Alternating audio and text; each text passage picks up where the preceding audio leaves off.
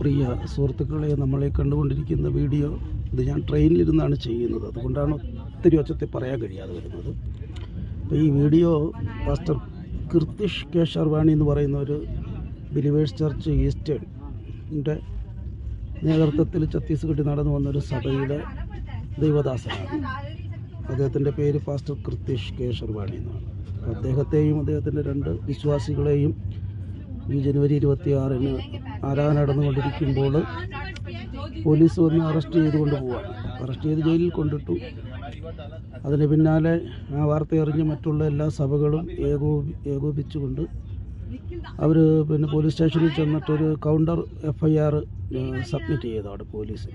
അപ്പോൾ പോലീസ് അദ്ദേഹത്തെ അറസ്റ്റ് ചെയ്തപ്പോൾ FIR ഒക്കെ സബ്മിറ്റ് ചെയ്തിരുന്നു. എന്നാൽ പിന്നീട് അതിനെതിരെ ഈ പാസ്റ്റേഴ്സ് എല്ലാം ഒരു കൗണ്ടർ FIR സബ്മിറ്റ് ചെയ്യായിട്ട് പോലീസ് സ്റ്റേഷനിൽ ചെന്നപ്പോൾ അവരത് സ്വീകരിക്കാൻ തയ്യാറായില്ല എന്നുള്ളതാണ്.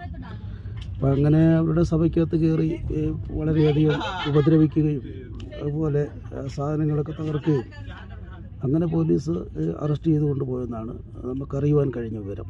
അപ്പോൾ ഇപ്രകാരമുള്ള സംഭവങ്ങൾ വർദ്ധിച്ചു വരികയാണ് ഛത്തീസ്ഗഡിൽ. കാരണം ഈ വളരെ സൈലൻ്റ് ആയിട്ടില്ലെങ്കിൽ യാതൊരു സമൂഹത്തിനും ഒരു ഡിസ്റ്റർബൻസും ഇല്ലാതെ പ്രവർത്തിക്കുന്ന സഭകൾ നമ്മൾ അവിടെ ഒരു ഒച്ചയോ ബഹളമോ അങ്ങനെ ഒന്നും ഉണ്ടാക്കാതെ വളരെ സൈലൻ്റ് ആയിട്ടാണ് ആരാധനകൾ മിക്കവാറും നടക്കുന്നത്. എന്നാൽ അവിടെ പോലും കയറി സഭകളെ ആക്രമിക്കുകയാണ്, വിശ്വാസികളെ ആക്രമിക്കുകയാണ്, പാസ്റ്റേഴ്സിനെ ഭീഷണിപ്പെടുത്തുകയാണ്. ഇങ്ങനെയുള്ള കാര്യങ്ങളൊക്കെ നടന്നുകൊണ്ടിരിക്കുകയാണ്.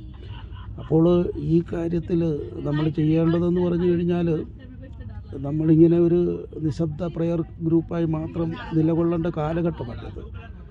ഇത് വിശ്വാസികൾ ഇല്ലെങ്കിൽ ഇതിൻ്റെ ലീഡേഴ്സുകളൊക്കെ ഏകോപിച്ചുകൊണ്ട് സഭകളൊക്കെ ഏകോപിച്ചുകൊണ്ട് എന്ത് ചെയ്യണം, ചില മുൻകൈ എടുത്തുകൊണ്ട് ഗവൺമെൻറ്റിൻ്റെ ശ്രദ്ധയിൽപ്പെടുത്തുകയും അങ്ങനെയുള്ള സമൂഹത്തിൽ ചലനം സൃഷ്ടിക്കുന്ന ചില കാര്യങ്ങൾ സമൂഹത്തിൽ ചെയ്യേണ്ട ഒരു കാര്യമാണ്.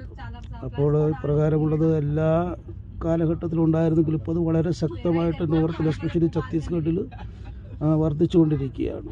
അപ്പോൾ ഇന്നലെയൊക്കെ അനേക സംഭവങ്ങൾ ഈ ജനുവരി 26 ഇന്ത്യയുടെ ഭരണഘടന നിലവിൽ വന്ന ദിവസം തന്നെ അത് സംഭവിക്കുമ്പോൾ അത് നമ്മളെ അധികം ഭാരപ്പെടുത്തുകയാണ് ചെയ്യുന്നത്. കാരണം ഇപ്രകാരമുള്ളൊരു രാജ്യത്ത് എല്ലാ സ്വാതന്ത്ര്യങ്ങളുമുള്ള മതസ്വാതന്ത്ര്യങ്ങളുള്ള ഒരു രാജ്യത്ത് അത് നിലവിൽ വരുത്താൻ കഴിയാതെ ഇരിക്കുന്നൊരവസ്ഥ, നടപ്പിലാക്കാൻ കഴിയാതിരിക്കുന്നൊരവസ്ഥ. അപ്പോൾ അത് ഛത്തീസ്ഗഡിലെ ഒരു പുതിയ നിയമം, അത് ഇപ്പോൾ ആരും കാണേണ്ടതൊന്നുമില്ല. 2-3 പേര് ഇങ്ങനെ ഒരു സഭ നടക്കുന്നുണ്ട്, ഇല്ലെങ്കിൽ ഈ ഒരു വ്യക്തി ഇങ്ങനെ മതപരിവർത്തനം നടത്തുന്നുണ്ടെന്ന് പോലീസ് സ്റ്റേഷനിൽ ചെന്ന് സാക്ഷി പറഞ്ഞാൽ മതി. ആ സാക്ഷി പറഞ്ഞ ആളുടെ പേരും വിവരവും ഒന്നും ഒരു ഫോട്ടോ പോലും അവർ പുറത്ത് വിടാതെ ആ 3 സാക്ഷികളുടെ വാക്ക് നിമിത്തം, അഭിപ്രായ നിമിത്തം എന്ത് ചെയ്യുകയാണ്, ആ സാക്ഷി നിമിത്തം ഈ ഇല്ലെങ്കിൽ ഈ പ്രവർത്തനം നടത്തുന്ന പാസ്റ്ററെയോ ഇല്ലെങ്കിൽ ആ സഭയെയോ യാതൊരു കാരണം കൂടാതെ അറസ്റ്റ് ചെയ്ത് ജയിലിലടയ്ക്കുവാനുള്ള ഒരു പ്രത്യേക നിയമം ഛത്തീസ്ഗഡിൽ നടപ്പിലാക്കിയിരിക്കുകയാണ്. ഇത് കഴിഞ്ഞ മാസമാണ് നിലവിൽ വരുന്നത്.